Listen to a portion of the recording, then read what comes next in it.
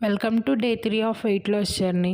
So ఇవాళ tip ఏంటంటే, మనం ఏదైనా తినగానే కూర్చోవడం ఆర్ పడుకోవడం కన్నా ఒక 10 ఆర్ 15 మినిట్స్ వాకింగ్ చేయడం బెటరు, స్లో వాకింగు. సో దానివల్ల మన స్టెప్ కౌంట్ పెరుగుతుంది. సో ఎంతో కొంత క్యాలరీస్ బర్న్ అవుతాయి.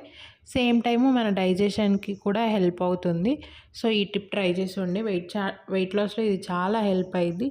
ఇలాంటి చిన్న చిన్న చేంజెసే మనకి ఎక్కువ ఎఫెక్ట్ చూపిస్తాయి.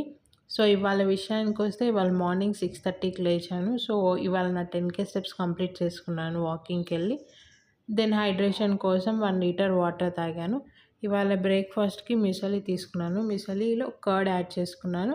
దెన్ బాయిల్డ్ ఎగ్స్, ఒకటేమో విత్ యెల్లో, ఒకటేమో నార్మల్‌ది తీసుకున్నాను. And 11 AM soaked nuts and seeds and chia seed water తాగాను.